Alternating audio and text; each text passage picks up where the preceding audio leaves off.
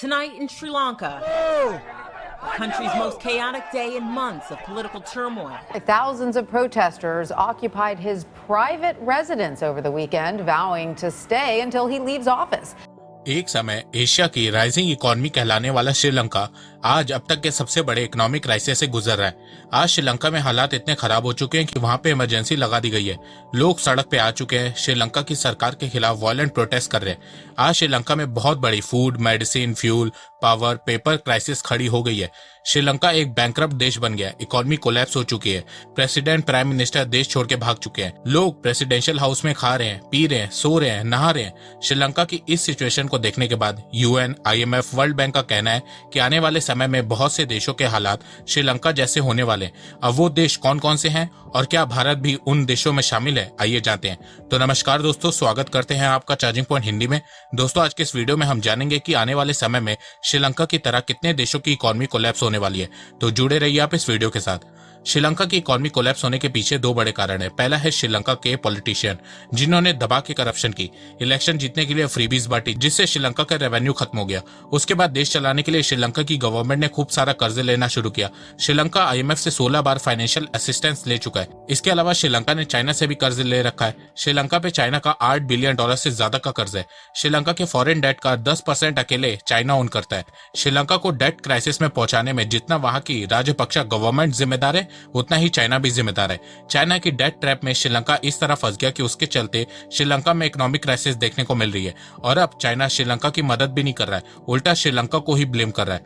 दूसरा कारण कोविड-19 और रशिया यूक्रेन कॉन्फ्लिक्ट है। कोविड-19 के चलते पिछले 3 सालों में श्रीलंका में टूरिज्म खत्म हो गया, जो उसकी इकोनॉमी का मेजर पार्ट है। इसके अलावा रशिया यूक्रेन कॉन्फ्लिक्ट के चलते ग्लोबल इन्फ्लेशन देखने को मिली है, जिसके चलते श्रीलंका में फूड की प्राइस बढ़ गई है, एनर्जी की प्राइस बढ़ गई है, इन्फ्लेशन 55% से ऊपर हो गई है, जिसके चलते श्रीलंका की इकोनॉमी कोलैप्स हो गई है। श्रीलंका की इकोनॉमी कोलैप्स होने के बाद यूनाइटेड नेशन ने कहा है कि अभी तो ये सिर्फ शुरुआत है। जिस तरह ग्लोबल इन्फ्लेशन बढ़ रही है, क्रूड ऑयल की प्राइस बढ़ रही है, वीट की प्राइस बढ़ रही है, इसके चलते 107 देशों की इकोनॉमी इफेक्ट हुई है। पर 107 देशों में से 69 देशों की इकोनॉमी बहुत बुरी तरह से इफेक्ट हुई है, जिसमें से 25 कंट्रीज अफ्रीका की हैं, 25 कंट्रीज एशिया पैसिफिक की हैं और 19 कंट्रीज लैटिन अमेरिका की हैं। देखो, ऐसी सिचुएशन पहले भी आ चुकी है। 1980s में 2 बार जब क्रूड ऑयल की प्राइस बढ़ी थी, तब बहुत सी लैटिन अमेरिकन कंट्रीज की इकोनॉमी डेट के चलते कोलैप्स हो गई थी। उस समय इन देशों ने अच्छा खासा कर्ज ले रखा था और देश का बजट का अच्छा खासा हिस्सा डेट सर्विसिंग में चला जाता था। पर जैसे ही क्रूड ऑयल की प्राइस बढ़ी, इन देशों में इन्फ्लेशन तेजी से बढ़ने लगी। फिर ये देश अपना कर्ज नहीं चुका पा रहे थे, जिसके चलते 1980s में देखा गया कि एक एक करके देश कोलैप्स होने लगे। Mexico, Brazil, Chile, Argentina, Colombia, Venezuela, Peru, इन सभी देशों की इकोनॉमी कोलैप्स होने लगी। इन देशों में कई सालों तक recession, unemployment, high inflation, huge debt, slow growth देखने को मिली। कई देश तो आज तक 1980s वाली क्राइसिस से उभर नहीं पाए। अब इस तरह की सिचुएशन फिर से खड़ी हो गई है।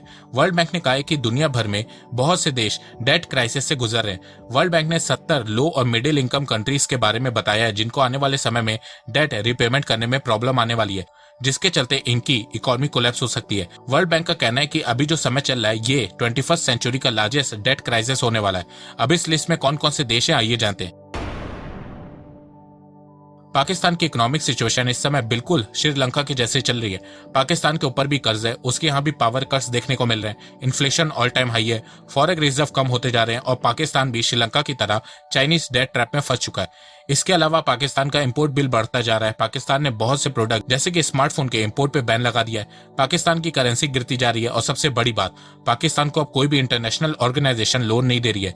आईएमएफ ने पाकिस्तान की लोन की रिक्वेस्ट को रिजेक्ट कर दिया है। पाकिस्तान बैंकरप्ट होने की कगार पे आ पहुंचा है। टर्की की इकोनॉमिक सिचुएशन भी इस समय सही नहीं चल रही है। टर्की में इन्फ्लेशन ऑल टाइम हाई 70% से ज्यादा हो गया है। पिछले कुछ सालों में टर्की में बहुत इकोनॉमिक मिसमैनेजमेंट देखने को मिली है। इसके अलावा जब से टर्की FATF की ग्रे लिस्ट में गया, तब से टर्की की इकोनॉमिक सिचुएशन खराब होती जा रही है। इसके अलावा टर्की का कर्ज बढ़ रहा है, करेंसी गिर रही है, ज्यादा फ्रीबीज देने के चलते टर्की के गवर्नमेंट फाइनेंस वीक हो गए हैं। देश चलाने के लिए टर्की कर्ज ले रहा है, जो टर्की की इकोनॉमी को डायरेक्टली नुकसान पहुंचा रहे हैं। बिल्कुल श्रीलंका जैसा हाल हो रहा है, फ्रीबीज और डेट वाला। टर्की का डेट टू GDP रेशियो 54% हो गया है। नेपाल की भी इकोनॉमिक सिचुएशन इस समय ठीक नहीं चल रही है। नेपाल का फॉरेन रिजर्व मार्च से जुलाई के बीच 18% गिर गया। नेपाल का फॉरेन रिजर्व इस समय $9 बिलियन है। नेपाल के पास सिर्फ 6 महीने इंपोर्ट लायक पैसा बचा है। इसीलिए नेपाल ने car, cosmetic, gold and silver जैसी बहुत सारी लग्जरी आइटम का इंपोर्ट बैन कर दिया है। फ्यूल शॉर्टेज के चलते नेपाल ने एक एडिशनल हॉलीडे अनाउंस किया है। नेपाल में लोग अब वीक में सिर्फ 5 दिन काम कर रहे हैं। यूक्रेन वॉर के चलते क्रूड ऑयल और व्हीट की प्राइस बढ़ने से नेपाल में इन्फ्लेशन ऑल टाइम हाई 7% से ज्यादा हो गया है। पर सबसे बड़ी प्रॉब्लम नेपाल की एक्सटर्नल डेट है।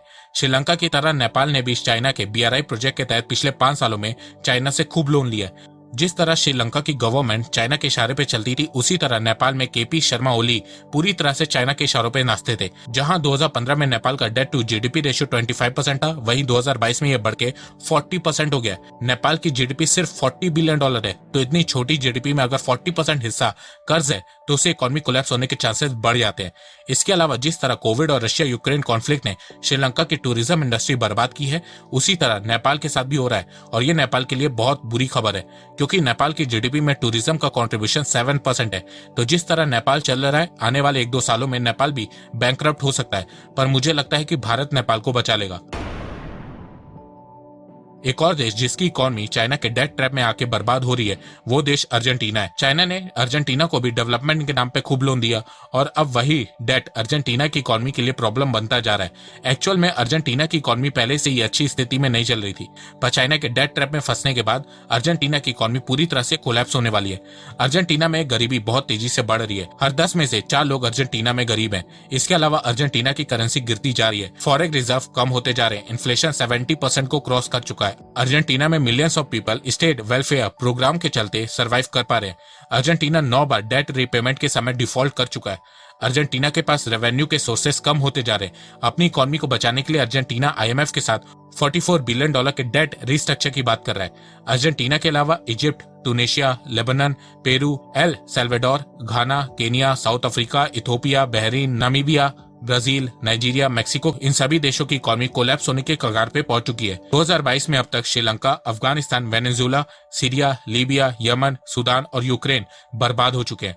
अब आप लोग सोच रहे होंगे कि फ्यूचर में रशिया का क्या होगा। तो देखो, रशिया के पास क्रूड ऑयल और नेचुरल गैस है, जिसके दम पे रशिया की इकोनॉमी को कुछ ज्यादा नुकसान नहीं होगा। इसके अलावा रशिया के ऊपर इतना कर्ज भी नहीं है जिसके चलते वो बैंकरप्ट हो जाए। इसके अलावा रशिया के पास भारत और चाइना है, जिसके साथ वो ट्रेड करता रहेगा।